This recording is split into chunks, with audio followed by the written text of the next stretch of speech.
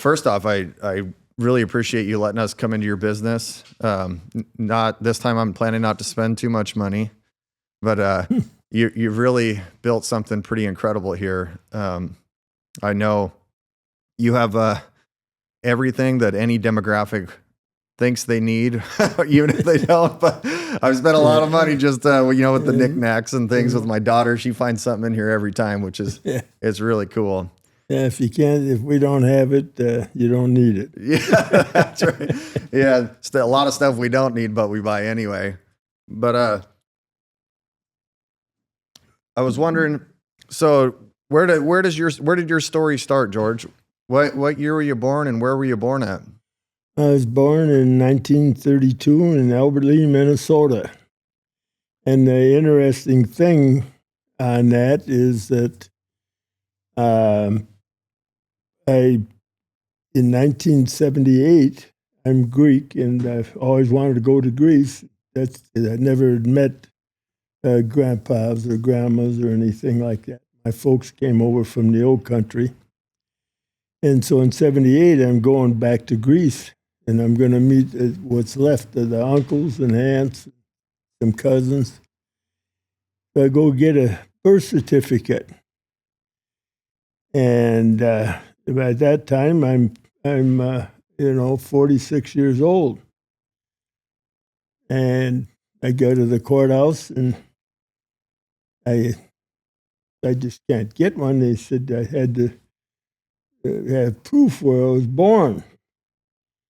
Well, I got out of the hospital without a name. And I was born on September 5th, supposedly. That's my birthday. And they had no records of a boy being born on September 4th, 5th, or 6th. And so I can't leave the country. I've been paying into Social Security. And so I had a lot of times the Greeks would do, the godfather would name you. Oh. Not the mother or father, the godfather would name you. The firstborn is usually named after their father. They know that, but I was the fourth one born. And so my godfather had passed away by then. So they had to have somebody that was at my baptism, but I couldn't use a relative. I had to have somebody else that was at the baptism 46 years later. Yeah. And so anyhow, just luckily I'm sitting there arguing with him. And the county clerk that had retired says, "What's the matter, George?" I says, "Well, I can't prove that I'm me." Yeah. So he says, "Well," I told him the situation. I says, "I must have got out of there, and then the godfather named me when they baptized me, when they put me under the water." Well, he says, "I was at the baptism when he wasn't a relative, so he signed so I could finally get a birth certificate." Oh, isn't that something? He just happened to be there by chance. Yeah, he was a friend of my dad's, and he happened to be at the baptism. That was a big deal for the Greeks. Oh, yeah. And then you go from there. Anyhow, I told you how I was born. And my dad had a shoe shine stand and shoe repair, put soles and heels on shoes, and cleaning and pressing clothes. And I shined shoes there a little bit, but then he went from there, he bought the restaurant next door. And this is all in Albert Lea? Yeah. Okay, mm-hmm. I've been there.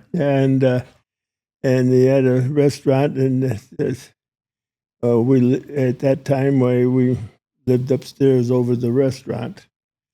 And the war broke out, and we made our own ice cream. Oh yeah, and hand dipped chocolates, and he had a big following on chocolates. The Greeks did a lot of candy business back then. All of them, like my godfather had a candy store, and kind of like a Minnesota Willy Wonka there. Yeah.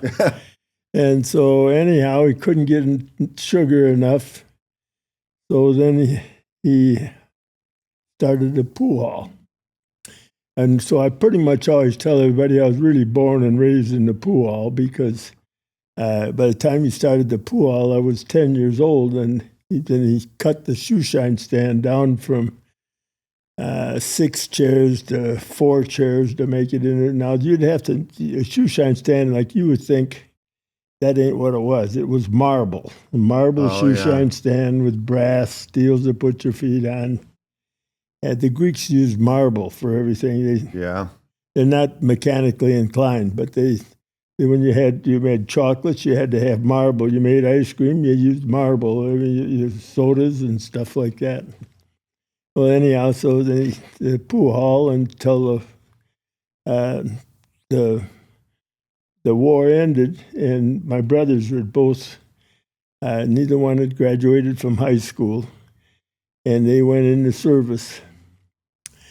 And when they come back, my dad just wasn't a well man. He worked hard. He wasn't very well health-wise. Yeah. And so my sister and I helped him in the pool hall to run that. And so he turned it over to my brothers when they come back from the service. And at that time, I was charging. We had the Naval Air Cadets. They trained in our town at the hotel across the street from the pool hall. Oh, that's probably good for the pool hall business. Oh, it was good for shoe shining because they all had black, smooth leather shoes. I made a lot of money shining shoes. I really did. So anyhow, the deal was I charged a dime. My dad got a nickel and I got a nickel. That's a pretty good business arrangement. Yeah, and so when he gave the pool hall to my brothers, he felt kind of, because I was still in school. So I talked him into let me run the shoe shine stand. And how old are you at this time? That would be, I'd be just in high school age? Yeah, I would be in 46 or 45. I would have been 13. Oh, wow. 13 years old. Maybe 12, 13. And anyhow, so he said, okay, you can do that. You can make it. So I had all the business. I had all kinds of business. Even without the Naval Air Cadets leaving, I still had a lot of business.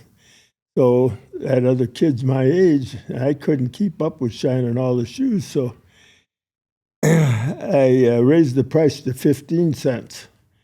And the kid that shined the shoes got a nickel. I got a nickel. And my dad got a nickel. Now, everybody thought multi-level marketing was born in the 60s. It was born right there. Oh, cool. Yeah. That's multi-level marketing. Yeah. My dad used to get a big kick out of it, because I was always doing stuff. But then he started a tavern, and he got healthy. He got better, and he liked the food business. Oh. And so he started this tavern and was serving a lot of different food. And back there's a lot of Scandinavians. Even had lutefisk and lefse on the menu, Yeah. And the boys, my brothers, had the pool hall. Well, then in 1949, December 1st in 49, he got sick again. He went in the hospital. And, of course, I knew how to do all the cooking at the place.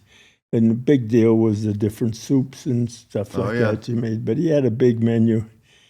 Well, I had promised my dad and mom that I would graduate because it was a big deal to them because my brothers didn't, see.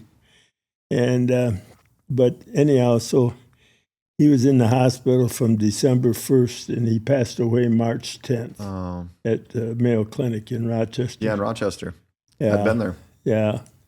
And so, I'd missed a lot of school. I hadn't gone back to school from December 1st on. And I said, so I promised it. So my mom wanted me to get back in school. So I went back probably around the 15th or something. And I got through and I graduated. Well, now I'm 17, but I got a tavern. Yeah.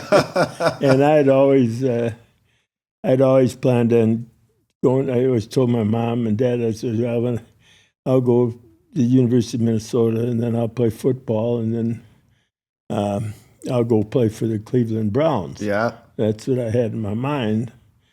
Well, it didn't work out quite that way at the time, and So you're a pretty athletic guy then. you want to take a break? No. Oh, okay. Do you need to? Anyhow, so I took a girl up to college up at Hamline University, which is the oldest school in Minnesota, and well known for basketball. We were like a Gonzaga, only we played, Madison Square Garden, Boston Gardens. We would have played all over. Anyhow, I took this girl up to school, and they had part of the gym set up for registration. And God, I noticed the Lakers practicing down there on the floor, and I loved basketball but never played it. And my kids are big in basketball. And but anyhow, I just loved it, and I watched them, and God, that's something, But anyhow, so while I was sitting there watching, a guy comes up to me that had played football in our conference. He says, "Guys, glad to see you going to school here." I said, "I'm not going to school here. I'm not going anywhere." I said, "My dad had passed away." And anyhow, he said, "Well, where are you staying tonight?" I said, "I haven't thought of that." I said, "She's going to stay at the dorm, and because she's taking the test tomorrow." And so they said, "Well, come on over and stay in the dorm." He says, "School ain't open yet anyhow." He says, "It ain't make any difference. Use the bedroom." Yeah. So I went over there, and then went through the line and ate with him that night. And the next morning, "Come on down, go through breakfast, and we got to go practice, 2-a-day practices, the football players." So, and then they all left. Well, I was sitting there. I got nothing to do. Yeah. So some guy comes up and puts his hand on my shoulder, and he says, "George Dress, aren't you?" Yeah. "I didn't know you were going to school here." I said, "Well, I really ain't." I says, "But these guys told me that I could stay here, and I wasn't going to lie about it." And, "Oh, that's okay." And he said, "That's okay. Where are you going?" I said, "I ain't going anywhere." I said, "I'm just waiting for the girl who's going to go take this test." Long and short of it is, he talks me into taking the test. And I did, and I said, well, I went back home to my tavern, and 2 days later they called up and they said, "Congratulations, you passed." Well, didn't make much difference. I didn't really have any money anyhow to speak of. He said, "That's okay. We can, they'll work out stuff. And can you come up with $50? I said, "Yeah, I can do that." And so he talked me, and I come back up there. Well, I didn't even know that freshmen weren't allowed to play, varsity. And so I get out to practice, and of course I want to be over there with the other guys. No, you got to play freshman ball. So I had this knee that I tore up in high school and had operated on in April, and it was still healing. It was a big operation. And so I decided not to play. And then I had more fun that year, because all I did was follow the Lakers. I'd go down, watch all the Laker games, and they'd give me their extra tickets, and I'd sell them for whatever I could get, $1. They were $2 or $2.50. Yep, always hustling. Was a chair on the floor. Yeah. And I'd just sell them to get rid of them, and then I'd give the guys their money, the money that I got. And there was about 4 of the Lakers that gave me their extra tickets that they had, because they didn't have anybody to give them to. Yeah. And anyhow, so I got to be friends with all of them, the old Lakers, and just had a great time. Yeah. And so now, this end of the school year, so I go back to my tavern. I went back some weekends and worked and vacations, And so I just stayed there. Then I really missed football. So then out a year, and the coach called me and talked me into coming back, and I'd stayed out a year. Well, now I'm going to be I'm supposed to be 19 and be in the sophomore. Yep. And I filled out a little more, got a little bigger. And I went back, and I played there for 3 years. What positions did you play? I was a tackle. I played both ways. Yeah. Oh, neat. Was there a lot of guys your size back then? Huh? Was there a lot of guys your size back then? No, I was 210 pounds. I was big. How tall are you? 6'5", 6'4", 6'5"? 6'4". 6'4", yeah. Yeah. And I was 210 pounds, and I had a big game against St. Thomas, which is now Division I, too. And the following week, there was a big write-up in the paper, and I got the Browns contacted me. Oh. And so I went back and forth with them. Well, then the senior year, the next to the last game, I hurt my knee again. Oh, no. And so I went in at Christmas time to have the operation, and I had to decide what I was going to do, if I was going to go with him or not. And the doctor said, he says, I had another operation besides those two. He says that thing is bad. He says you shouldn't be having any body contact. Yeah. And that was kind of a letdown. But we talked about it. The most they'd pay would be $3,600. What the contract would be $3,600 a year. Yeah. Yeah. And now they're making that a minute. Usually they paid the regular ones, which they paid just $35 a week living expenses.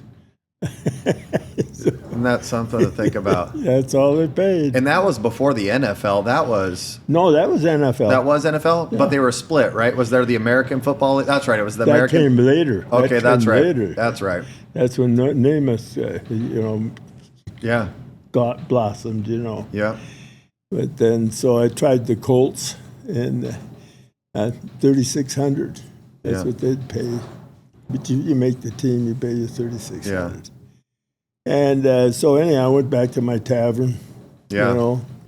Well, I was fortunate that I did good. I got good grades in economics and business stuff that I was interested in. Yeah. But psychology I did well in. But art appreciation, music listening, religion. I flunked English 3 years in a row until I got the football coach for a teacher. Yeah. So I never went to class. Yeah. You know what I mean? I wasn't going to graduate anyhow. Yeah. I just was there. I had a good time. It was fun. Yeah, that was worth its weight in gold, probably, as it was, just having a good time. That's what it was. It was really, and I was really fortunate because when I got back in my tavern, like the first year back, I went and got a liquor license. And of course, you see, the Lakers would barnstorm back then. Back there. What's barnstorming? We went to smaller towns to play. Okay. To make money. Okay. It wasn't just staying up in Minneapolis and playing. Yeah. They'd go to La Crosse and play Sioux Falls, Des Moines. They smashed the airplane up flying down into Iowa in a cornfield. Oh. I don't know if anybody ever knew it, but they had a crash landing in a cornfield. I think everybody who thinks about the crash landing in Iowa in the cornfield would be Holiday. Jeez. Or Buddy Holly. Buddy, I think Buddy that's Holly, that's the famous one. That was back in my time. Yeah. Did you ever go down to Clear Lake, Iowa? Went to Clear Lake here, but I never saw him. But I've been there to that to the surf ballroom. Surf ballroom. Yeah, I've been there. You've been to the surf, and the surf and the Terp and the prom. There was 3 ballrooms. I think they were all owned by one outfit. Yeah. And the Terp was at Austin, which is 20 miles from us. Yeah. And I went there. Did you follow the Lakers around to a lot of these bars? Because you said you were a big fan. I didn't. They would stop if they were on the road traveling. Yeah. Every once in a while they'd stop at my goddamn bar. I had drinks for them. Do you remember any of the names of the Lakers players that? All of them. Yeah. I knew all the ones that are in the Hall of Fame. Which ones do you remember the most? Did Bill Russell ever play for the No, Lakers? he played for the Celtics. I know he played for the Celtics. I met him once at an airport. Did you? Yeah, and he played for the Sonics too, I think. Didn't he win a chance, or did he coach the Sonics? Did he win? He coached the Celtics. He was a player Coached the coach. Celtics. The most prominent one is George Mikan. Okay. The Mikan drill under the basket. Yep. He's a basketball player of the first half a century. I'll show you pictures of him. There's Mikan and I and Vern and Oh yeah. John Wooden. Yeah. But Mikan, he had his knee operated on. A total knee. When I had my total knee, we compared them afterwards. You're going to bury us before they do the other one. Those first knees were way back, were really crude. I mean, oh yeah. Nothing like they are today. Yeah. I've had 2 total knees here and 1 total knee on this one. And this one, when I had it done, that's why I had this one done again, because, oh, God, that's wonderful. Oh yeah. Yeah. Yeah, my grandpa injured his pitching, playing baseball. And he, it was done. My grandpa's a couple years younger than you are. And I think decades before he had it worked on again. And man, because it was about the same thing. He just put it off because it was so miserable. Then when he had it done, he was like, oh man, I wish I would have done this a long time ago. When this was done in the 80s.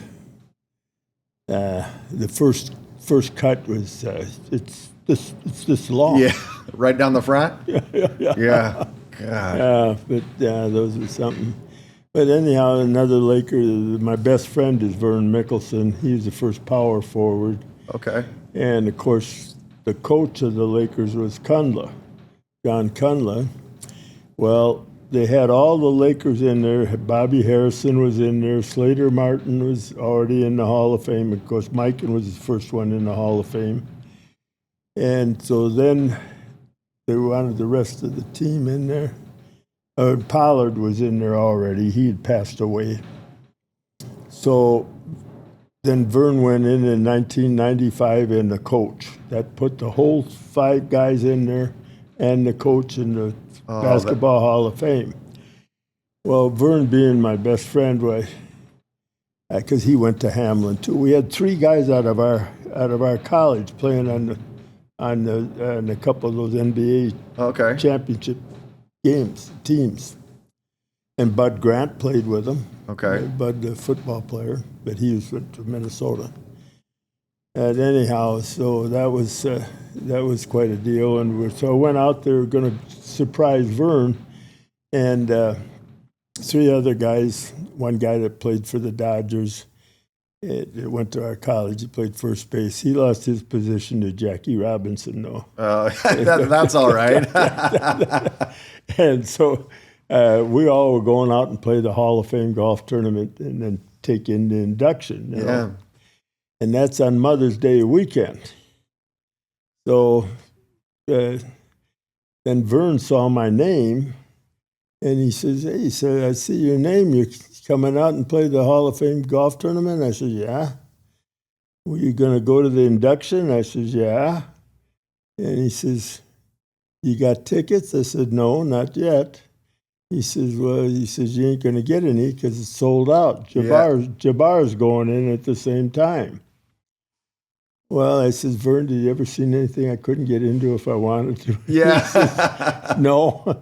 He says, "You going to bring your wife?" I says, "Yeah." He says, "Well, I got 2 tickets for you." I says, "Well, call Kundla up and tell him I need 2 more." Yeah. I said, "I'm bringing my boys." So cool. So the whole family went out there. How old were your boys at this time? The 1995, 35 and 34. Oh man, I bet that was something Oh for yeah, them. they were basketball players. Yeah. Bill was All-State in Minnesota, and he was good. Jeff, he's got a lot of heart. His boy's still playing. He's down in Prescott playing now in college. Okay. But anyhow, yeah, so we got out there. It was the best time we ever had. Well, you know, in those days, they had that Hall of Fame deal on Mother's Day weekend. Well, we get out there, and so on Mother's Day, on the Sunday, where we got out there on Saturday or Friday, and then Saturday we watched Garnett was just coming out of high school. Yeah. And he's going to go with Minnesota. And they were playing the European All-Stars. And so earlier in the morning, I had met, I was having coffee with Billy Packer, the announcer. And I was just happened to be down there having coffee, and we're sitting there talking, and Cheryl Miller gets off the elevator. So she sat down, and we were having coffee with her. And God damn it, I looked at her hair, and I said, that's really something. And, of course, my hair's all gone. Yeah. I said, I wish I had some of those curls, I was just joking with her. And we got along good. So anyhow, I'm in the bar having a drink with one of the guys I'm going to play golf with on Monday at the Hall of Fame deal. And the boys come in and they tell me about Garnett's going to play. And he said they were going to go over and watch the high school game that afternoon. That was Saturday. Or Saturday, yeah. And I said, yeah, I'll go too. So we got up to go, and we're going out the door. Well, the Cheryl Miller was sitting in a booth with a couple of other girls. She gets up and throws her arms around me, and Jesus, the boys wonder what's going on. Yeah. And anyhow, so by the time we left, Cheryl was high-fiving with the boys. Oh, cool. And she invited him down to Southern Cal games because she was coaching there then. Okay. And she says, well, yeah, you come down, you want to go to a Southern Cal game? You want to go to UCLA? Her brother Reggie played there. She Yeah. said, so just get down there. We'll have a good time, she said. We just got along. It was a great deal. Yeah. And then they realized how many of the people that I knew back then. And so it got to the Sunday, they had a special cocktail hour. And that one, you got one ticket if you were playing in the Hall of Fame golf tournament to go to that. Well, one ticket don't do me any good on Mother's Day. It's so I wanted to buy a ticket. And they told me I had to see so-and-so, and I went to see her, and somebody was ahead of me, and she said, well, you can't buy tickets for this. She said, this is special. And so that gal left, and I come up, I said, here, you might as well have this ticket. Why? It's for Mother's Day weekend. I can't go without my wife. Yeah, you're going to be in a little bit of trouble. And she says, well, who are you here for? And I had a button for Vern Mickelson and one for John Cunliffe. Two people at one time. Two at one time. Says, well, she reached down, she gives me another ticket.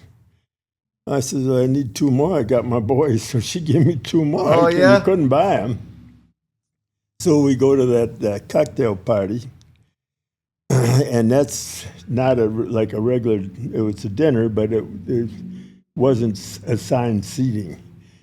And so this table I had, where we were sitting there, well, one of the guys that got there a little late that's going to play golf with us, and I says, Vern, I says, come on over. Glenn, I says, come on over and sit down. And he says, well, there ain't room. I said, we'll make room. I reached back and I grabbed his chair and pull it over. And some woman's talking to me, and of course I don't listen. Yeah. And so I get up to go get the place setting. She says, you can't take that. I says, why? She says, that's Jabbar's chair. Oh. And my wife says, she says, you embarrass me, George. And I said, well, I said, ever since I was in the bar business, I don't listen to girls. Yeah. I don't listen to women. That's kind of a two-way street sometimes, maybe. Yeah. Oh, yeah. But anyhow, so in I had a sports bar and didn't know it. Oh, yeah. Because the Lakers stopped there, and then this really was where we really got our start. And my brother was moved in with me, was a partner, and he's older. He come out of the pool, and the other brother kept the pool. at that time, and the JCs, the Junior Chamber of Commerce guys, they would go out and take something to raise money for a fund to raise money for things. Yeah. That's what that they did. For the community and stuff? Yeah. Mm-hmm. And they do a good job. And so they would meet on Monday, and then they would, afterwards, it seemed like they come into my tavern, my bar. I didn't serve food.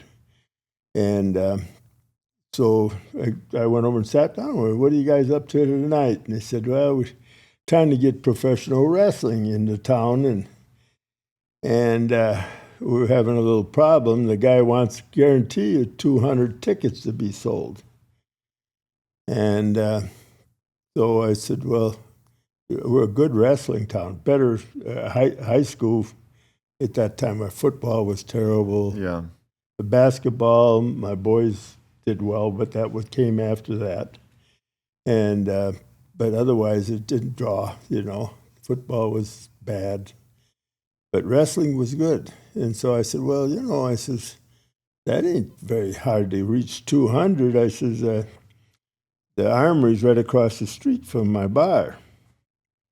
I said, I'll tell you what, I says, I'll guarantee the 200 tickets to be sold, but I'm going to sell them at this bar. And I said, I'll guarantee the 200. Didn't know who it's going to be. Yeah. I didn't know I knew what professional wrestling was like, Well, anyhow, it was Vern Gagne. I don't know if you know him. No. He pretty much put the professional wrestling to where it is today. Oh, okay. If you watch A&E, you'll see this bald-headed guy that narrates it through. That's Vern Gagne. Okay. Well, I'd met Vern Gagne with Bud Grant and Mickelson, my best friend, and we've had lunch a couple times over the years. I knew him, and it was kind of interesting that he was putting this on. So, well, I promoted those tickets, and it was a packed house, and you don't have air conditioning, and it was in August. Oh, yeah. Across the street from my bar, and so the people they stamped them, and they flowed back and forth. Mm-hmm. And so afterwards, the bar is full. I'm really full. And the JCs are there, and Vern Gagne comes in. He still doesn't know that I guaranteed this thing. And so he goes, sits down with him, and he's got a briefcase. And the girl comes up and asks him what he'd like to drink. He says, well, I want 2 Grain Belt Premiums. She come back with him. Now it's hot. And he says, give the house a round. And she comes back to collect, and he says, give me 2 more Grain Belt Premiums. He drank 2 already. Oh, man. Give the house a round again. She says, who's the guy that guaranteed the 200 tickets? Yeah. The guy behind the bar. And so he come up there, and he saw me. This was like old times. Yeah. So then professional wrestling took off very big in our town. Oh, cool. So now I have the Lakers stop, and I'm 95 miles from Minneapolis. Yeah. On the Iowa border. Yep. Yeah, you're right off I-90 there, right? 90 and 35 cross Yep. 2 superhighways. 35 goes to Des Moines to Texas coast. So anyhow, it's kind of interesting. In 60, Bob Short had bought what stockholders there was left in the Lakers, and he's going to move them to L.A. And he was always at the games too, but he had stock in it. But so he's going to move them in 1960, and in 1960, the Twins came to town.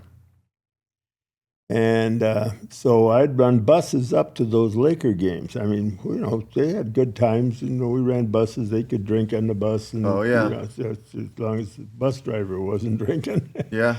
And so we got to the Twins, and I went up to talk to Lavender, who was the head of the ticket sales.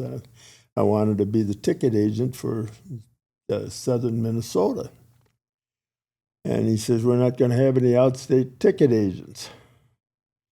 And I said, well, I says, I run buses up, to the Laker games, and I said, but we're a good baseball town. Yeah. I said, we've won the kind of semi-pro league, put guys in the pros. A lot of the players played in southern Minnesota. And the Southern Mini, they called it. And he says, you couldn't talk him into setting up an outstate ticket agent down there. I said, well, we're on the Iowa border, and Iowa doesn't have any professional sports. He said, didn't make any difference. So I got up to walk out, and I said, you don't need those small towns today, but you're not always going to be playing the Yankees. Yeah. And he says, come on back and sit down. He says, how many tickets do you think you could sell a game? I says, 300-400. Yeah. He set me up with 350 tickets a game for the whole season on the first base, the box seats, and the reserve seats behind. There was two different prices. Yeah. And so that went good. In one game, I sold 3,700 tickets. Oh, wow. But the other ones, you got to buy whatever's available. Yeah. But I had those same seats for the whole season. And ran a couple buses up sometimes in a day instead of one bus, depending on who they're playing. Well, that went well, and the next thing you know, that was in 1960. In 61, the Vikings were going to start.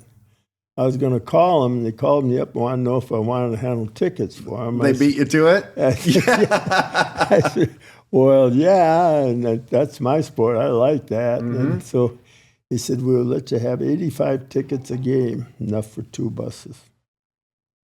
Well, I'm going to run 1 bus and sell the rest. But I had the same, on the 30-yard line, had the same seat. Yeah. So I really had a sports bar before I even knew what the hell it was. Yeah, just by chance. I didn't know. Yeah. But what stadium did the Twins start? Did they start in the Metrodome? Or what? No, they played out in 494. Many times I've been there. Yeah, I was just wondering. The Metrodome was built in the 70s? Met Stadium, okay. They called it Metropolitan Stadium. And that's the one the Twins played in? The Twins played there, and the Vikings. Was it the one that the Kingdome and the Metrodome were very similar, right? Were they this... Or was there a stadium before the Metrodome where the Twins and the Vikings played? This was Met Stadium was out in the open. It was out in the open. It was on 494 south of Minneapolis. Okay. And they had those special booths up above. Yeah. And I used to get that Greenbelt booth quite a few times because they sold a lot of Greenbelt beer. Yeah. And and Coca-Cola had a booth too up there. Was the busing system? Did you come up with that, or was that something they did with all the small towns over there? Because I used to go to this bar out of Esterville, Iowa, called Softails, and they would bus people from Okoboji out there to get people. So was that like a common thing with the busing theme around there to get people? Esterville? Yeah, they would have a bus that you could. That's where my wife was from. Oh, really? Yeah. Two of my really good friends are from Esterville. Mm-hmm. So I used to run around Okoboji quite a bit. Well, yeah. Did you went to Jack's? I've been to Jack Shaban's bar. You ever know Captain Jack's? Yeah. It's called Captain Jack's, right? Might have been. I don't know what he called it, but what's it called, Wayne? I think it's called Captain Jack's. He's, downtown on the Strip. He was at Okoboji. Yeah. Yeah. Yep, I've been there way too many times. It's a crazy place, ain't it? Yeah, it's wild. They call it like now, Jeff and him roomed together in college, my boy. Oh, okay. And that's funny. Not a lot of people know about Okoboji, Iowa. It's a hidden gem. Yeah. That Jeff had a good time. Jack, he comes out here. He comes out here to the place. Oh, cool. Yeah, he still got the place down there. And they had the family was farmers originally. Pirate Jack's. Huh? Pirate Jack's. Oh, that's the one on the water? Is it on the water? This is on the water. Yeah, Pirate Jack's. Oh, yeah. I don't know the name of it. I've had way too many drinks there. I know exactly where you're talking about. Where you sit on the outside and it's right. You like walk down and it's in the lake, right? Yeah. Oh, yeah. And you sometimes talk to Jack or Jeff, and Jack is part of the family, you know. Oh, cool. I feel like, what's neat. What's neat about your business here is when you talk to anybody around, it's almost like that you guys are all family. Yeah. It's really something. Yeah, it's some good times on there. What brought you out here to the Northwest from the Midwest? Well, Besides probably freezing. Yeah, I'm sorry, I kind of got away from all this stuff. Oh, that's all right. And well, anyhow, I went to school with a guy was a senior when I was a freshman. There's twin brothers, Mills brothers, and Stu and Henry Mills. And Stu, I don't know, somehow kept up on our football and basketball stuff that was going on in the college. He left college, and the boys, both of them, went back to their hometown in Brainerd, Minnesota. Now, they built quite an empire, and they moved, like your dad had a hardware store. Yeah. And at that time, if you see a bottle of wine behind my desk, it says 70 years. That 70 years ago today is when the discount store was started. And if you figure it out, they got out of college in 1951. Oh, wow. And so they happened to get in on this farm store business like this, only they started out with moving from middle of a block to out into 10,000, 12,000 foot house store, and they kept getting bigger and bigger. And they had about 30-some stores. And what was the name of their store? It wasn't Mills Fleet Farm. I was going to ask if it was Fleet Farm. Oh, cool. That's so funny you say that, because I used to work right on the Minnesota-Iowa border, right by where Leroy, Minnesota, tiny town. And then how about Mason City? They got a store in Mason City. Yeah, I used to go to the one in Rochester. And you so ought to see it now. I was there, well, maybe, when's the last time I was there? I was there in 2012. Mm-hmm. And what's funny is when I came to the Tri-Cities since then, I was like, Ranch and Home reminds me of Fleet Farm. Yeah, and so that's... Anyhow... that's fun. Like I told you about the bar business, I had this bar 8 years, every night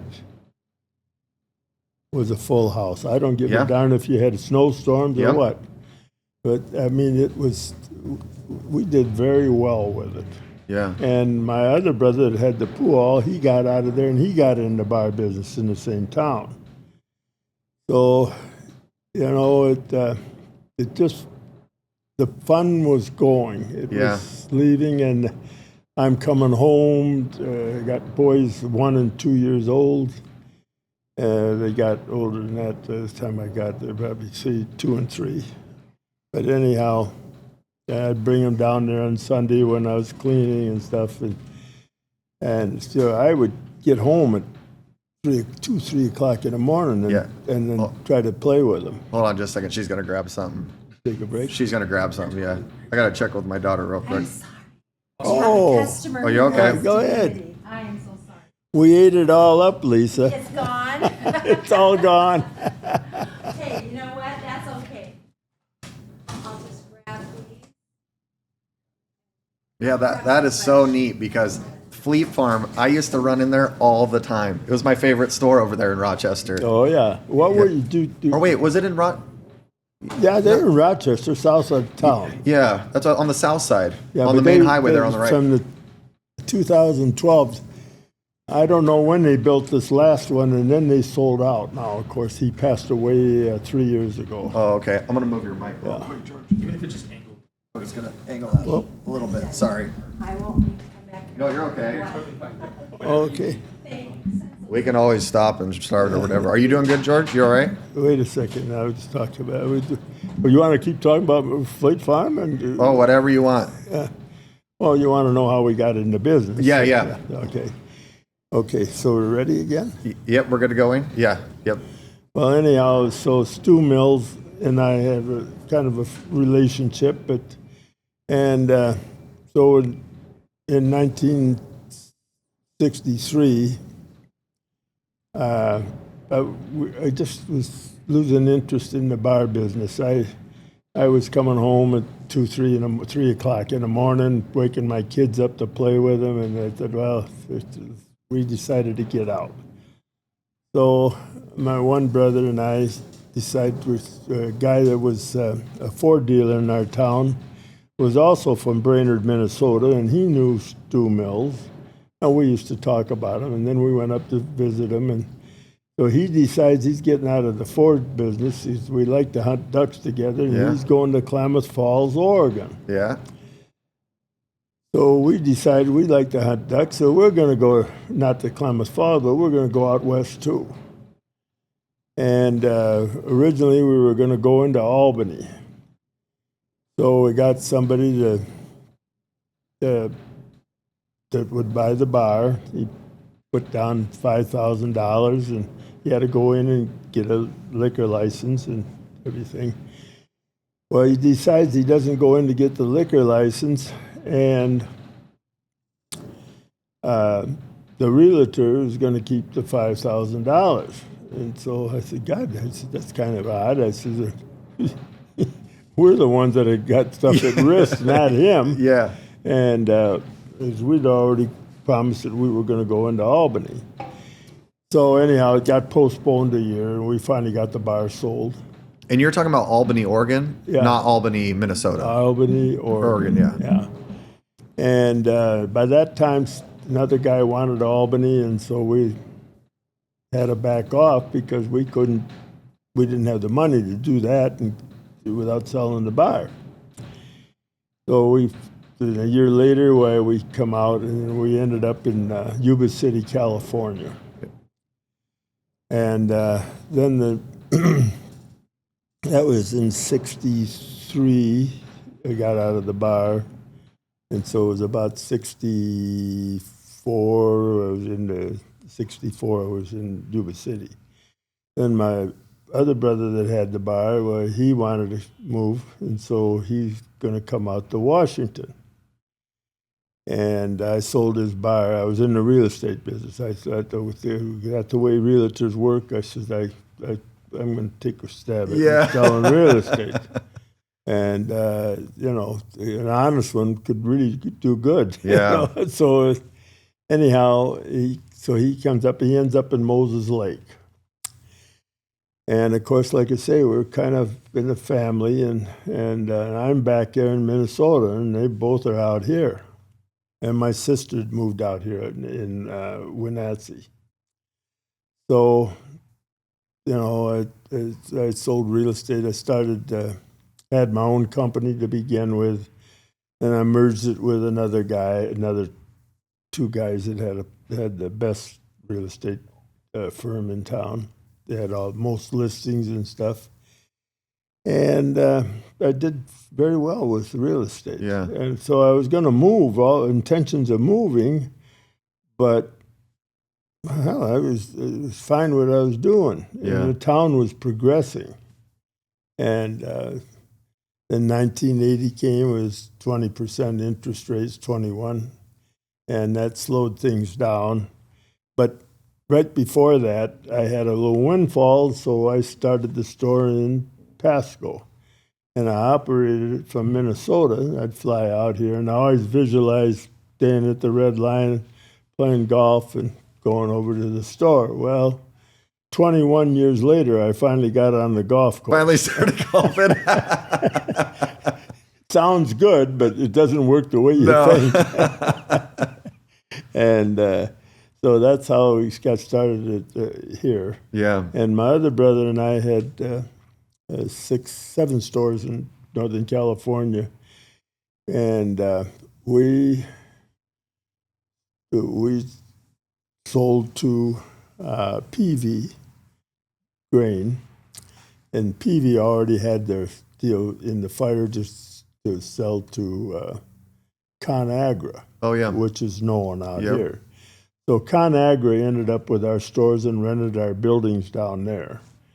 And that's where we made a mistake. we should have kept that stock from ConAgra. Yeah. That was a real winner, but we didn't know who ConAgra was. Yeah. We never knew stock market stuff, And so then by that time I had, in 2000 we started this store. Oh, wow. And then, of course, Milton Freewater, and then down at Hermiston. Yeah. Yeah. Yeah, I'm building data centers right now, right by your store down there. I'm building data centers there for AWS. Yeah, I see your story every day. Yeah, I love to hear the backstory. Because when I first, it's so interesting to hear that you knew the family that had the fleet farm, because when I first come in your store, obviously I was reminded of it, and I've been coming in here for years, swinging in and out, spending money I shouldn't be spending, and I've always had that feeling. This reminds me of that store, because you can get, it's exactly what it is. You can get anything you need. Yeah, we buy together. It's a buying group. Okay. So I guaranteed his bills, and he guarantees my bills. Okay. In order to get into this thing, it isn't quite like that, but there's seven. Let's see, how many stores are there now? I don't know.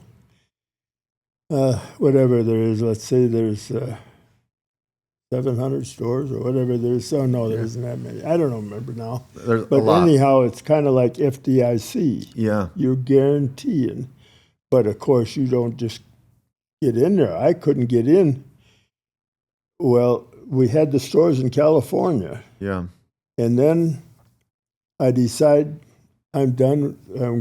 I had this store in Pasco, and I want to join Mid-States. That's the name of the group. Yep. We were with Wheat Belt, and my son Bill was president of Wheat Belt, and he ended up being on the board and then chairman of the board of Wheat Belt. There's 350 stores in that group. Oh, wow.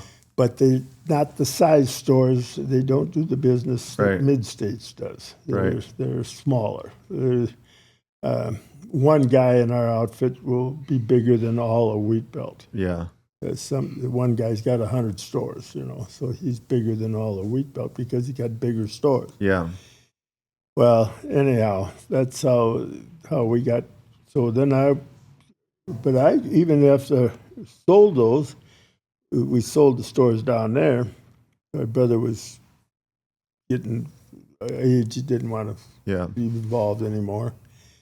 And so I tried to get into Mid-States before that, and it was closed membership. They weren't allowing any new members. But I wasn't really a new member. I knew I knew a lot of them. There were people that I'd associated with. And anyhow, and so in whatever it was, 2014, I think it was.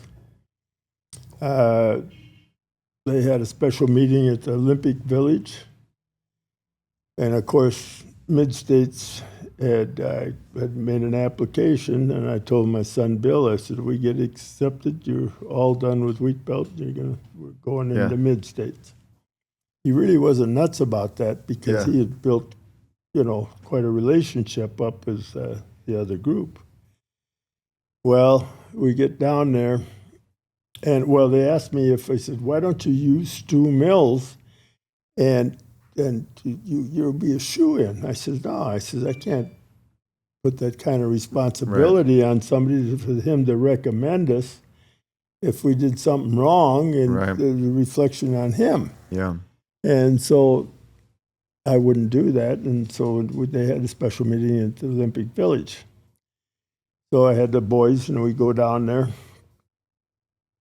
And breakfast meeting, and so they put us in the room and give me a mic. And I said, I can't usually talk in front of a bunch of people. I says, good morning, I'm happy to be here, and I give it to Bill. Yeah. And all of a sudden, some guy back there says something. He didn't know who it was. You couldn't see. It was all of them in that room. He says, I bet those boys went to Hamlin University. And Jeff, of course, a big witty guy. He went to Mankato. He grabbed a hold of it, and he says, no, he says, they wouldn't let us in there after Dad had been there. Yeah. and this guy steps out, and he says, and George, what are you doing here? He says, you're supposed to be playing for the Green Bay Packers. Yeah. And it's Stu Mills. Oh, cool. And he's of course is on the board of the Packers, and the one entrance into Lambeau Field is Mills Fleet Farm. Oh, cool. Yeah, the big sign out there, Mills Fleet Farm. So Stu was there. Oh, yeah. And so that's how that got going. We had some good times. Yeah. It seems like you always were in a business that provided for the community in some way or another. Did you? Yeah, we actually, I believe that more of that sinks in better than like a lot of the advertising that you pay for. That the newspaper ads, for example, they've become very slow. It doesn't do much anymore. It's hard to beat rapport, or just good standing in the community and providing. Yeah, that's right. It's so interesting because you hear, you talk to people about it. And I've told people, I was like, I really wanted to sit down and visit with you. And everybody was like, you have to. Because so many people were curious about your story. The people that just come in every day and walk in and out, but they appreciate what you guys are doing here so much because it provides so much for them. Even if they are spending money in your store, it's a dollar well spent. I tell you what, we're really accepted into the community. Though. I mean, really, the smaller towns, you get a jealousy factor. Yeah. And they don't know that, they think you were born with it and stuff. Right. And it isn't quite that way. Yeah. This is a bigger area. Right. Albert Lee is,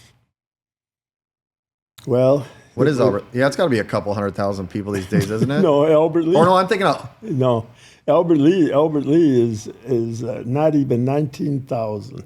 Is Albert Lee where the Cabela's is? Or is that Owatonna? Owatonna. That's what that's a bigger town, isn't it? Yeah. No, actually Albert Lee was bigger than Owatonna, but now Owatonna's bigger. Okay. Yeah, I would think they are. Austin is bigger than all three. Yeah. I've been to Austin. Yeah. Have you ever been to, not Rookies? What's it called? It's that bar. Anyways, it's a bar and a hotel there that always had live music. We In used to go in Austin? Yeah. Torgy's Live. That's what it was called, I think. What is it? I think it's called Torgy's. Oh, I don't know. Well, it might have been. I think the boys took me there once. Yeah. They do a lot of getting together. You were talking about your bar being full every night. That's one thing. When I went and worked over in Iowa and Minnesota back in 2008, 2009, and that was, before the smartphones, before everybody had cell phones in their hand. And you could go to any little bar in any little town. Of course, normally there was a bowling alley, a restaurant, and a bar. It seemed like all in one building. But the whole community would be out there almost every night visiting. Everybody was just so friendly out there, it seemed like. We had 4 bowling alleys in our town. There's not a bowling alley there anymore. Yeah. There's not one in Austin. Wow. And one of the small towns close by has got a bowling alley. But in other words, and bowling is big out here. Yeah. That's pretty well, It's that Midwest it's suffered. Yeah. If you got to be with ag related, or Right. there isn't much there. And of course, Wilson Packing House, you see, was in Albert Lee. Yeah. And they were the biggest. It wasn't like Iowa Beef. They were bigger than Iowa Beef. Yeah. And they had packing houses in Albert Lee, Omaha, Oklahoma City, Chicago, Atlanta. I think they had quite a few. And they would transfer their top employees from one town to the other. And I was in the real estate business, and I took care of all of that, the stuff that came into town. They always would say, well, we're going to Albert Lee where we buy a house and all we put down is a note. Yeah. And I never made any of them put down cash. Yeah. It'd be a $500 note is all. Yeah. And they're buying a house. Yeah. But I knew their jobs would warrant it, see? And yeah. And what was it Hamel out of Austin? Or who did Spam? What's the name? Hormel, that's right. I was trying to think of the name. Yeah, Spam. Yeah. Yeah, that's quite the stuff. Yeah. Now, Dick Knowlton, he passed away now. He was president of that. And we played football against each other in high school. And then my boys played against his boys in basketball. And he wrote a book. And in his book, he stayed there in Austin. Yeah. And they were interviewing him one time, and he said, "How come you're in one of the Fortune 500s and you still live here in Austin?" He says, "Well," he says, "I don't have to waste a lot of time, you know." He says, "If I want to come to work." He said, "Well, how long does it take you to get to work?" He says, "If I hit the stop signs right, it's 5 minutes. If I hit them wrong, it's 7." Yeah, that's not too bad. It's crazy. Like just out here in the Tri-Cities, the growth that's happened. Just I had to run back to the house. It was 45 minutes. Now just to go a couple miles, it's getting wild out here. Oh boy. What are some things that you've seen come and go that you kind of reminisce about over the years, like bowling alleys and other things like that? Oh, well, I don't know. I got the most stuff. You would just lose interest. Bowling, I had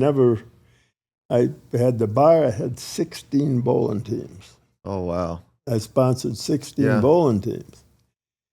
And I had a bowl in a couple of them. And God, I hate to give up that many nights. Yeah. Just to go bowling. But they all left there now. Did you guys get into, and so you were talking earlier about coming out waterfowl hunting.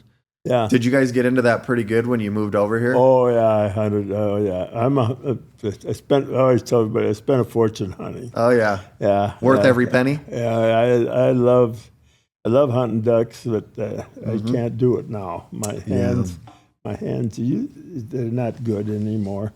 But I'm still shooting coyotes. Oh, there you go. It's a rifle and it's a bolt action. Because I ain't going to have a semi-automatic shotgun in my hand and only have one bullet in it. Right, If I'm gonna, it just ain't me. Yeah. But yeah, it's hard to move your hands enough in a duck blind anyway when it's 0 degrees outside. But we had good pheasant hunting. Actually, the pheasant hunting got better in Iowa than we had in Minnesota. Yeah. And I used to go down there to Thompson and, that area, over toward Northwood. Yeah. In fact, I still got a farm down by Northwood. It's a good, first time I ever pheasant hunted was over there in Iowa, because we didn't have them around here. No. I mean, every once, because I grew up over by Mount Adams and they'd no pheasants over there. But man, the first time I ate pheasants, it was hard to beat. That's like candy to those Midwesterners over there. If you're enjoying watching this podcast and the stories that are being told, it's not just about that. There's something bigger going on. The family of the person sitting in this chair right now will have their life story documented forever. Our private interviews give your family the opportunity to preserve their stories and legacies indefinitely. This opportunity is created through a comfortable experience, high quality audio and video, and a team that truly cares about the stories of the generations that lived before us. We view this as a digital time capsule. It offers you the opportunity to preserve your family's stories, not only for now, but for generations to come. There's something to be said about hearing stories from the individual who lived the stories and to hear it from the cadence of their voice with their facial expressions. We have the unique opportunity where we can do it by video call, we can do it in person in the studio, or we can pick up our studio and bring it to you. We should never take the moments that we have with our loved ones for granted, no matter their age. The most consistent regret I hear is that people do not record their loved ones. If you'd like to purchase the opportunity for you or your loved one to sit down in our studio, do a video recording with us, or for us to come to you, please check out www.wrinkledwisdom.org. That's www.wrinkledwisdom.org. Thank you for supporting the podcast. Now back to the episode. Doing all this hunting, did you hunt it around the world, or did you just stay in the North America? hunting? Oh, I've hunted, of course, Alaska, and I've hunted all over Canada.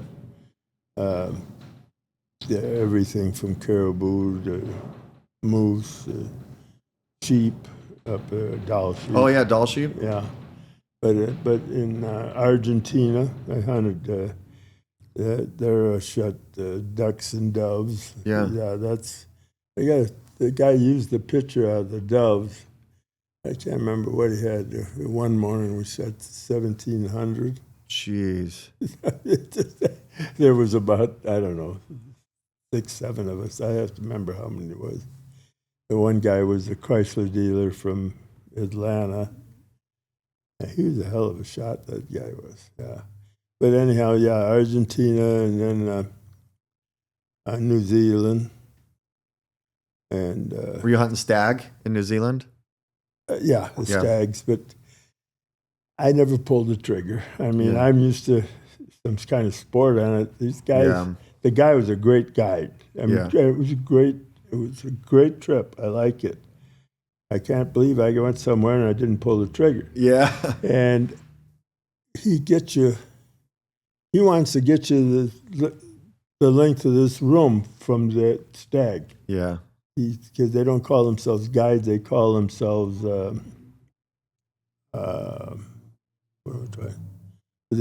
see how close they can get you to the animal. Yeah. So Bill shot. I said, "You using a bow?" I said, "You shoot your stag and shoot my stag with a bow and some turkeys and so on and so forth."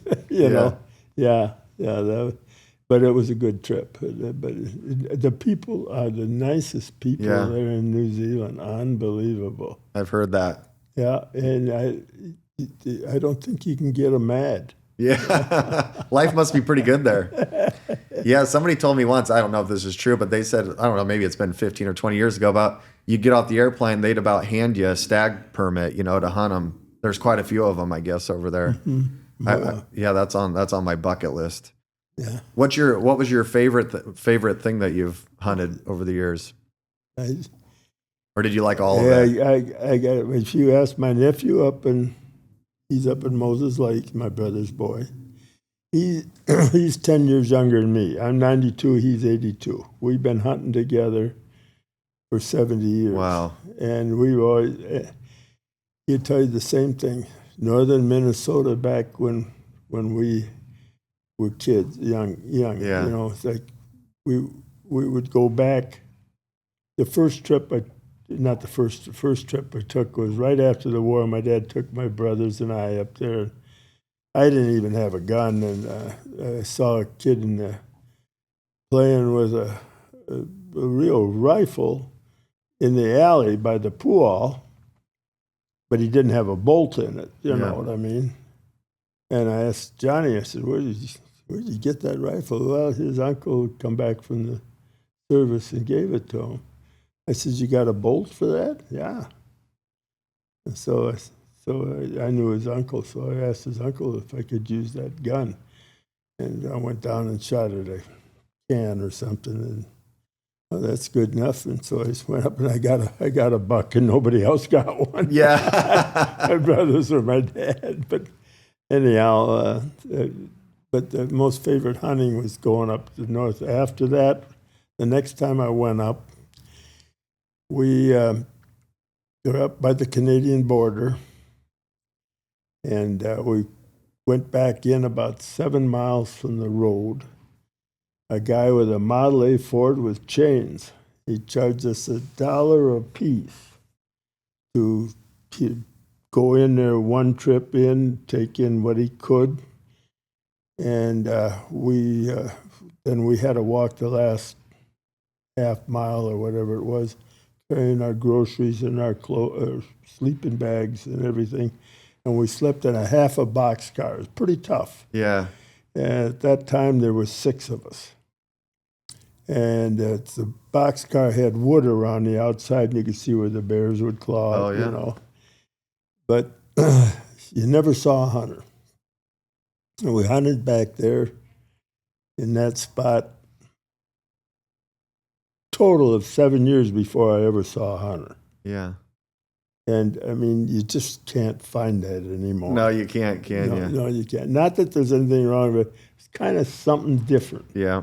And it's rough. Yeah, you had water and, probably beaver turds in it. I don't know. But, just a little bit on the tough side. But, Yeah. oh, God, that was wonderful. It was an outfit like Boise Cascade. Oh, The yeah. one that Boise Cascade isn't the one that makes Kleenex. It's the same type of deal. Yeah. They owned the property.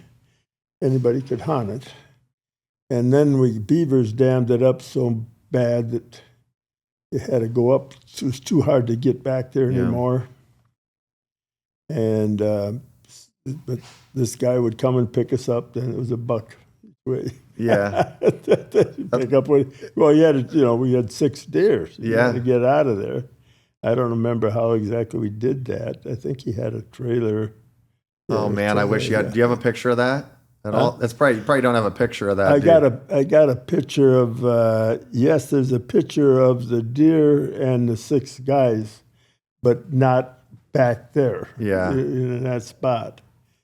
But it was, and if you ask my nephew now, he's been to Africa, besides Alaska, the brown bear, all of that stuff. Northern Minnesota. So years later, we were putting up 2 squad tents. And there's 21 of us going up there now. You got pretty popular. Yeah. And so, but I could hunt that direction a little bit, but whatever you go, you got to shoot something. You got to get it back. Yeah. Well, we never went back to that half a boxcar anymore. It'd be neat to see if it's still there. Oh, I'm sure it is, because we went then one of the last trips up there. The guys some of the guys we heard talk about it. I said, well, I'd like to see it again. So if you want to go, we're going to go. And I said, we got to go up high over through the woods, and there was a wolf snare there, and there was a timber wolf. Oh yeah, timber wolf in it. Yeah, different kind of hunter moved in. Yeah. So anyhow, we got back there, and I found the slips of the last trip that was there.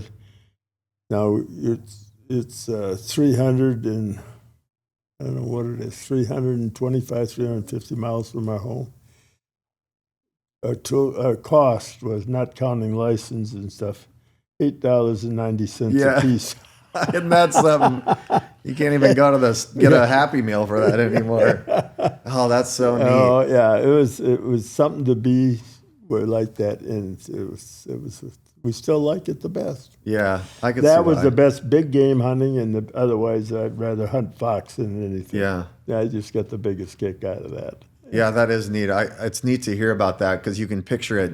When I'm hearing you tell the story, you think of you see those old black and white photos, with the old guys in the thick wool coats, and here they have 10 deer hanging up, just smiling ear to ear. And so it's neat to hear those stories. Yeah. It's those kind of stories that keep the younger generation doing it, because it's really I'm fortunate enough, that I grew up hunting and things like that, and it's neat when you get out in the back, you get out in the country like that. Like we have some property on the Klickitat River, and you'll be out there and you always find something new, even though you've hunted this property for years. Like the other day, couple months ago, I was walking along and I found an oak tree where it had grown up in that water pipe.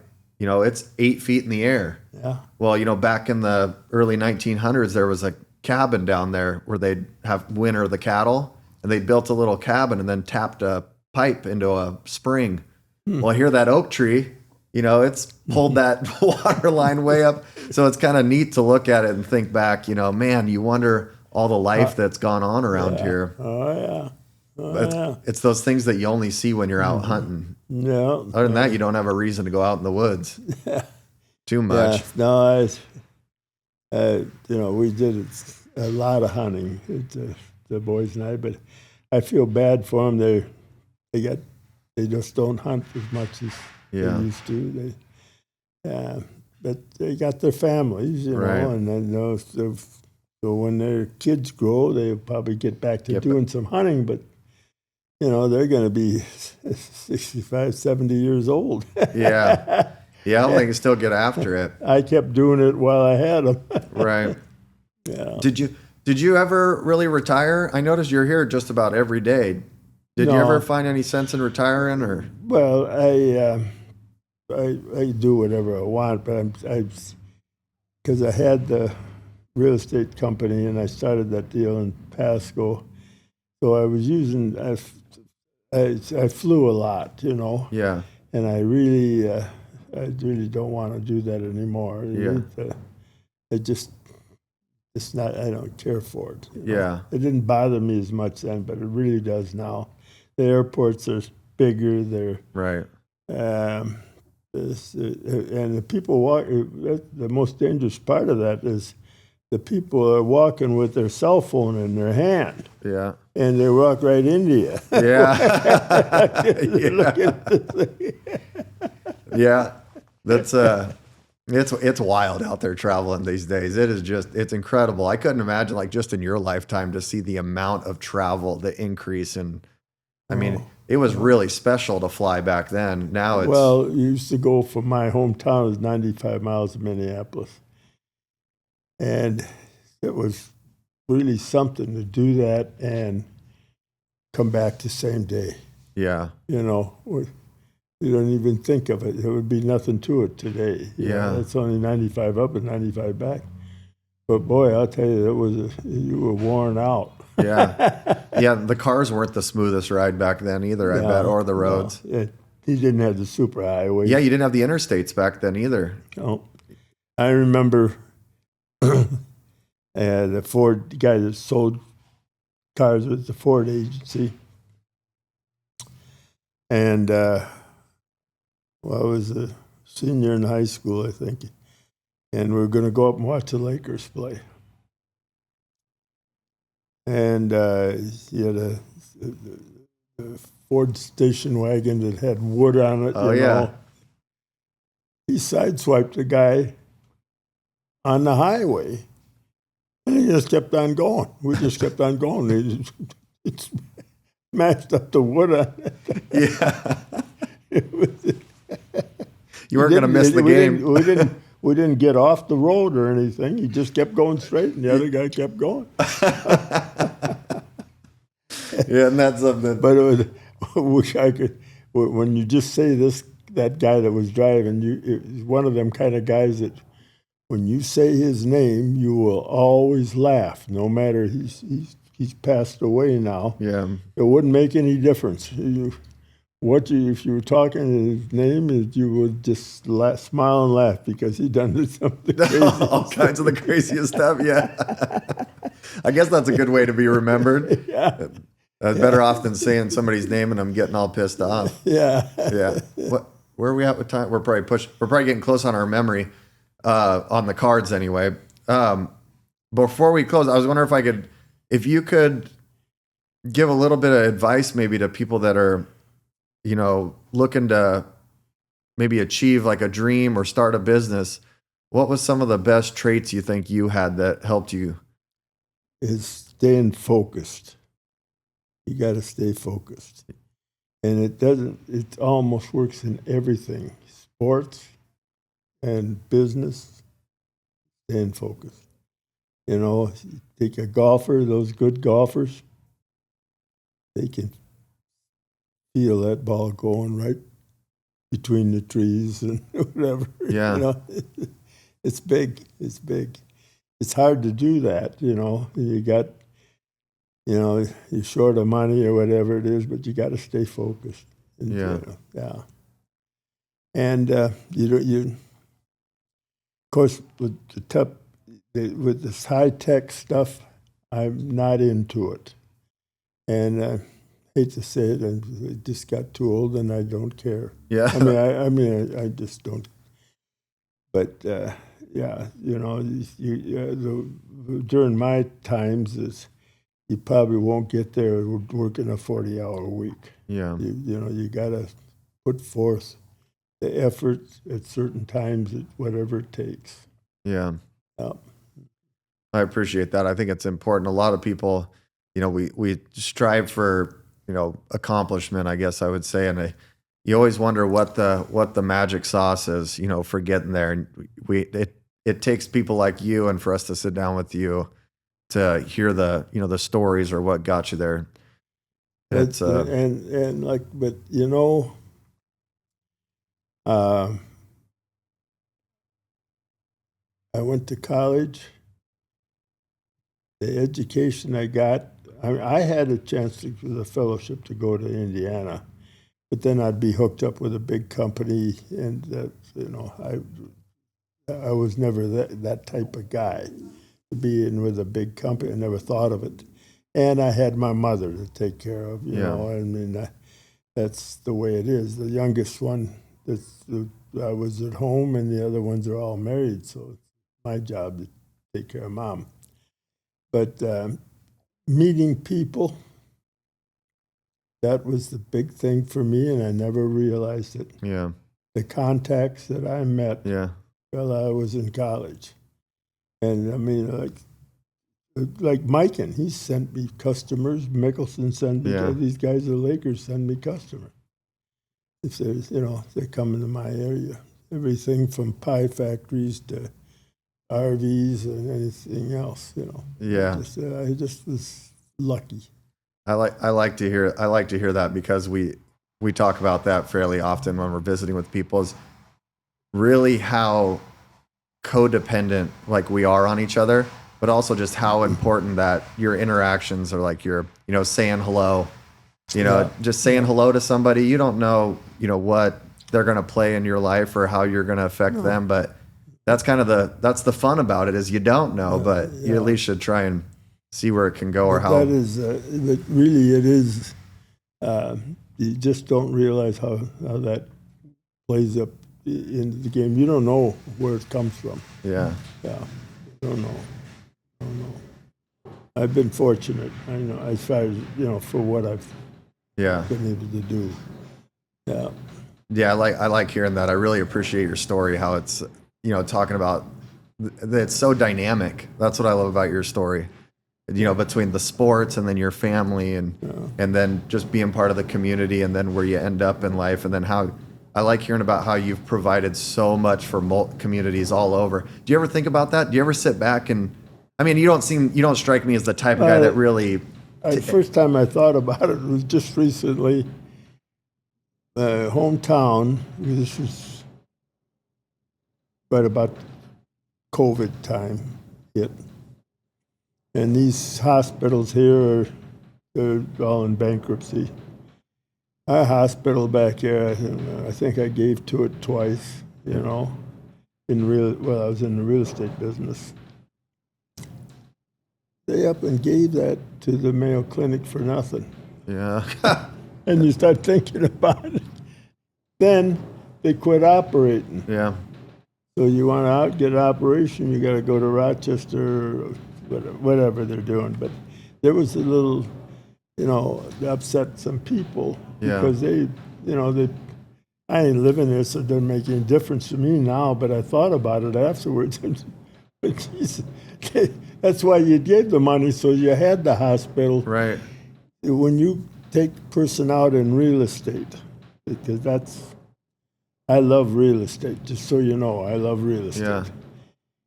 What you got to show them, they got to sell them the town, back there. You got to sell them the town. Let's just say you're a doctor, you're going to come to town. You're just interested in houses. What do you got? Right. Well, we got a theater, remember the gal in Happy Days, Mrs. Cunningham? You don't remember Happy Days? I didn't watch it.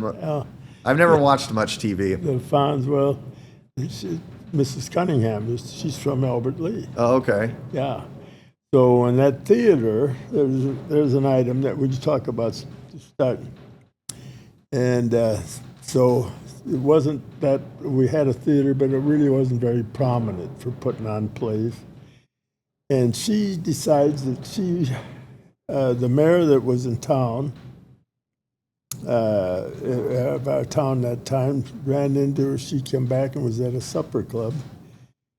And he was told that she was born and raised there. She went to high school there. And so he talked to her, and they come up with an idea that she would come back and put on a play. And well, that was a good idea. But how does that happen? Here's how it happens. The mayor, who had played golf with me, says, "What can you do?" I said, well, if she's going to put on this play more than once, it isn't just one night. It goes on for 10 days, Yeah. every other day. Let me see, I got a contractor who's got this nice house and it isn't getting sold. So I'll do is I'll get a hold of him and talk to him. And so I will talk to the furniture guy and have him furnish it. Yeah. And with the idea that maybe we'll sell that furniture with it, it'll all be furnished, but this is going to be a completely house, furnished, drapes and everything all done. By the time I got done, I got these people involved, just on the housing end. Yeah. Now, here's a guy at the radio station, and he goes and does some other things just like that, only in his line. And Marion Ross is her name. She comes back and she's putting on that play. And I told my wife, this is the first night we fixed up a dinner for her. She fixed up a Greek dinner, Greek chicken and falafel, the whole complete dinner. And we brought it over to the house and so that first night she had that there for her dinner. And when the first night of the play, we got her out afterwards. And we had her dancing Greek and everything else. But she writes a book, Well, anyhow, but I mean, there was the mayor involved. There was a guy from the radio station involved. There's more than us, but those are just some of the items, and everybody kind of got together, and it worked. Yeah. And now it's a very good theater that we bring plays in there. So, well, you got a country club that had character at the time, but since then they tore it down now. Yeah. But they got a new one, but it had character. It was about 100 years old. Oh, isn't that something? We always had a big Labor Day golf tournament there. And Arnold Palmer played there. Oh, yeah? Yeah. I played. I didn't play with him. I was with him up on following him, around. And he asked, well, what about this hole there? I says, well, you go out here this way and then that way. Yeah. And he says, well, how far is it over the trees? He hit into the trees. He looked like the rest of us. Yeah. It's interesting how it takes it's amazing what you can accomplish with a community. And I think sometimes people tend to not involve the community as much.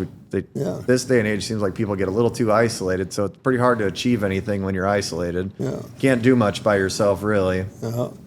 And then you need to have like a YMCA, and different things to show the people. Well, how can you compete with Rochester, Albert? Right. Can't. We can't. We don't have an airport like that one where you can fly into, and you got the Mayo Clinic and stuff. How are we looking on time? Sorry, how are we looking on time? Oh, okay. Sorry, we're just checking. We only got so much memory, but we're at about an hour and a half. Are you good to go for a little bit longer, or 10 more minutes? Are you good for 10 more minutes? Yeah. Or so. I actually remember. I think I was in Minnesota when a plane went off the runway in Albert Lea. There's a little runway there, right? Or is that Owatonna? Or a little airport, right? One of those has a little airport. A little airport now, but I don't remember no plane. But maybe it was. I remember just a couple. Was it 1 year or 2 years ago that train with oil just went off the track? Oh yeah. Yeah. Yeah. Yeah. That was a mess. You're good. Well, we could probably finish up here if you're all right with it, George. Okay. That way, but we can always do this again if you want. Whatever you want. Well, I appreciate you letting us come into your business and visit with you. It's it's too bad that it's like this right now. But oh yeah, just so people know, it's not the way we're in a back room, storage room. But it's Christmas season and it's happening around here. It's wild. Yeah. Business is good at Ranching Home today. I can tell you that. Even people, of course, most every days it is. But yeah, I really appreciate.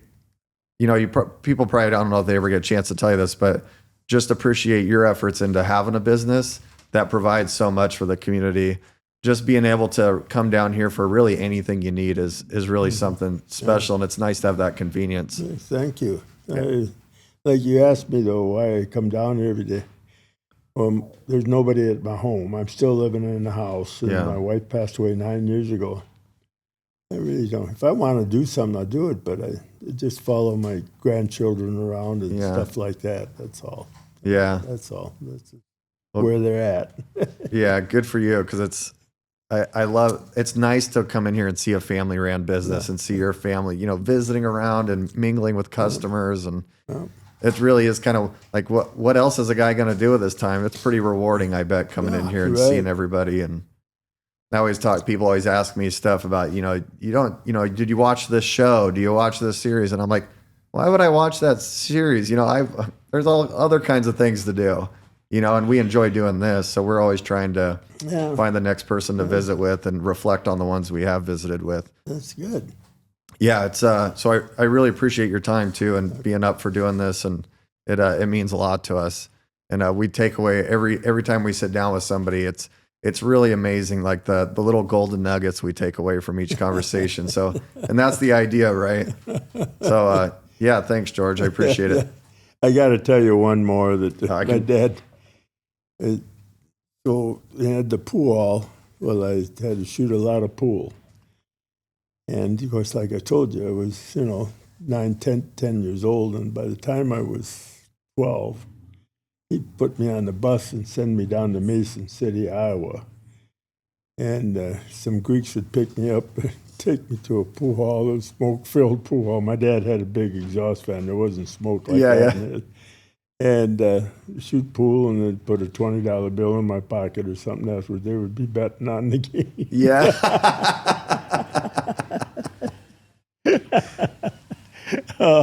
That's a pretty fun childhood for sure. Not a lot of kids are running around at 12 years old in pool halls anymore. No. I think it was 19. I've got the clipping. Well, my boys have got. We were in watching my grandson play for Oklahoma State in Colorado. At the game, and we went to this place in the motel. It was downstairs, and they had a supper club downstairs. I said, "There's the guy right there. That's the guy right there." I says that I played in. I don't know. It couldn't have been 15. About 15. Then they had this guy was putting on an exhibition, and my dad couldn't get any other grown up to that he because I was probably the best pool player around, so he had me play with him. And the straight pool they call it. You don't see it played anymore. And I run 17 balls on my first inning, the first time I shot, and then he shot. And then I ran 33 and beat him. Oh, geez. The first to 50. Yeah. Well, there's no comparison. He's won national world championships. Yeah. But, I mean, he didn't expect that. And I'd never asked me if I ever ran 33 balls before. No. Yeah. I never did. Just that day. Yeah. Yeah. And I got in college. I did the same thing. I went over. I tried to figure out. One guy in the dorm, was picking up money by taking everybody's clothes to the dry cleaners, and he charged us. That was a good deal. We didn't have to go there. He picked them up and brought them back. Yeah.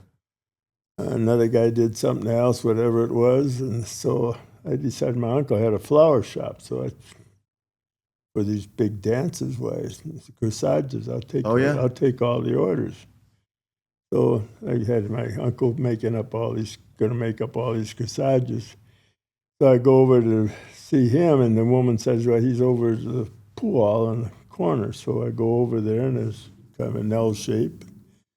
Walk in there, no uncle. And there's a guy shooting pool by himself. He says, "You want to play pool?" I said, "I hate the game, you know." Yeah. I says, "What for?" I said, "How much you want to play for?" He says, "Oh, 2 bits a ball." I said, "Okay." I said, "I got to wait for my uncle anyhow." I thrashed in the first game. So he played in a straight line. Same thing. And second game, I pretty beat him. In the third game, here comes my uncle, and he says, "You're not playing him for money." I said, "I wouldn't play unless I was." He says, "Well, you know who that is?" And I said, "No." He says, "That's Lindstrom." He says, he's more or less the mythical state champion for during these war years, you know, because they didn't have tournament. So, I don't know, it was a couple months later where Willie Hoppy's coming through town, and he's a three-cushion champion, and he's downtown Minneapolis. So I had the twins, the roommates of mine from college, and another one from Austin. We were going to go down and watch him. I said, "We got to go down there." I said, "You get a kick out of it." God, he was dressed up in a tuxedo, and he's got this big diamond. I mean, he's a class act. Yeah. Who's he playing? He's playing this guy that I thrashed. Stomped in the flower shop. Yeah. The guy comes over. You know, they had this rope. He sets a pool cue down, and he smiled at me.